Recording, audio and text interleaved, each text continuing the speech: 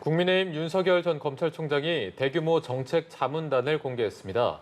그동안 알려진 인사들 외에 현 정부에서 북핵 협상을 주도해온 외교통이 포함돼 눈길을 끌었습니다. 네, 이런 가운데 국민의힘 내부에선 경선 준비 과정을 놓고 연일 파열음이 새어나왔습니다. 박현우 기자입니다.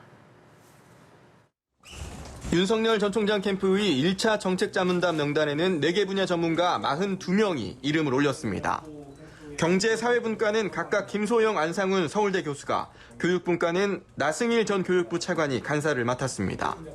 윤덕민 한국외대 석좌 교수가 간사를 맡은 외교안보 통일분과 명단에는 지난해 말까지 문재인 정부에서 북핵 문제를 총괄했던 이도훈 전 한반도 평화교섭본부장도 이름을 올려 눈길을 끌었습니다.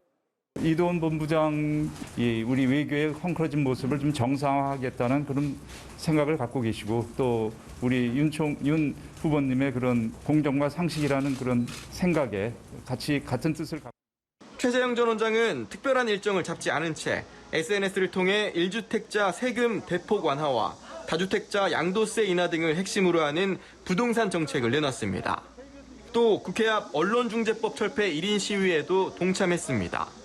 부울경 일정을 이어간 유승민 전 의원은 새 대통령이 취임하면 가덕 신공항 문제를 빠른 시일 안에 결론을 내야 한다고 밝혔고, 홍준표 의원은 백용호 전 청와대 정책실장을 공동선대위원장 겸 정책총괄로 영입한 사실을 공개했습니다.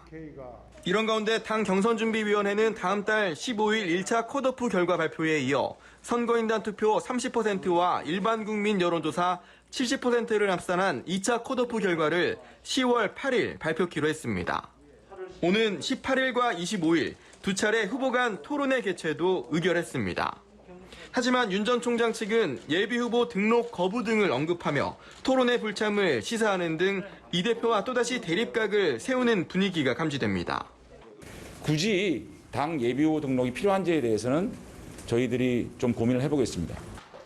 이 대표와 경준이의 토론회 등 강행 기조 속 이에 대한 대권 주자들의 반발과 월권 논란을 지적하는 지도부 내부 목소리도 커지고 있어 국민의힘 내부에서 또다시 내홍이 불거지는 모양새입니다. 연합뉴스 TV 박현우입니다.